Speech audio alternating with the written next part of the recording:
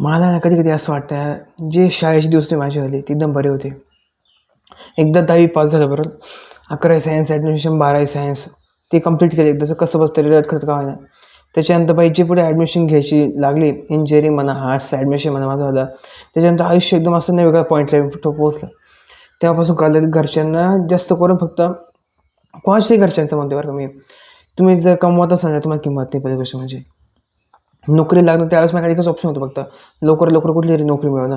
म्हणजे ती नोकरी कोणती असो, टीचिंग जॉब असेल, पॅम्पलेट डिस्ट्रीब्युशन जॉब असेल, कुठली नोकरी असो ती नोकरी लवकर लवकर करणं, त्याच्यातून पैसे कमवून घरात आम्ही आणणं. 8,000 रुपये, 10,000 रुपये, 15,000 रुपये, 20,000 रुपये, what ever may be amount, ते पैसे कमावून घरात कमवून आणणं. त्याच्यानंतर त्या पैशाचं डिस्ट्रीब्युशन करणं, किती खर्च काय या प्रत्येक गोष्टींचं नॉलेज ठेवणं. मला आमच्या घरातले प्रत्येक बारीक बारीक खर्च आज मला माहिती, कुठले असो. फोनचा रिचार्जचा खर्च असेल, जेव्हा मी माझा पगार येतो ना, पगार येतो मला तेव्हा प्रत्येक वेळेस खर्च असतो बरं. कोणता? फोनचा रिचार्जचा खर्च.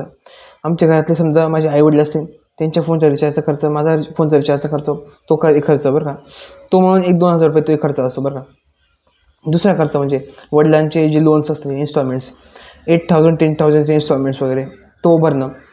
नेक्स्ट पार्ट येतो म्हणजे घरातले बिल्स, लाईट बिल झालं, त्याच्यानंतर पाणी नळ बिल झालं, नळपट्टी म्हणतो आपण त्याला.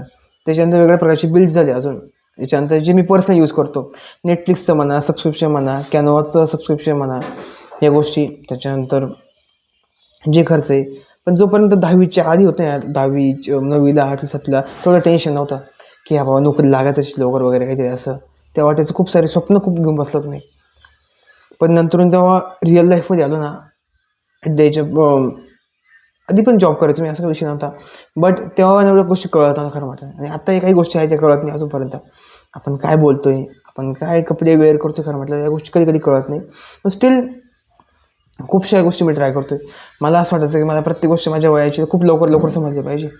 पण ते फक्त माझ्या अपेक्षा आहेत ज्या मला समजत नाही कधीच, आणि होत कधीच नाही प्रॅक्टिकल पॉसिबल. तरीसुद्धा मी गोष्टी ट्राय करतोय, खूप साऱ्या चुका करतोय, असं नाही बरं, खूप साऱ्या चुका करतोय, खूप साऱ्या नवीन गोष्टी शिकतोय. आणि डेली एक नवीन दिवस असतो ज्या दिवशी मी काहीतरी शिकतो माझ्यावर. असं नाही या गोष्टी माझ्यासाठी खूप नवीन आहे वगैरे नाही, मी डेली चुका करतोय, डेली शिकतोय. आज घरातला मला प्रत्येक खर्च माहिती आहे माझ्यावाल्या. समजा आज पगार झाला आहे तर कुठे कुठे काय खर्च आहे, काय नाही, प्रत्येक गोष्ट डिस्ट्रीब्युशन करून ठेवणं, कुठे गेले काय खर्च झाले वगैरे सगळ्या गोष्टी करून ठेवणं.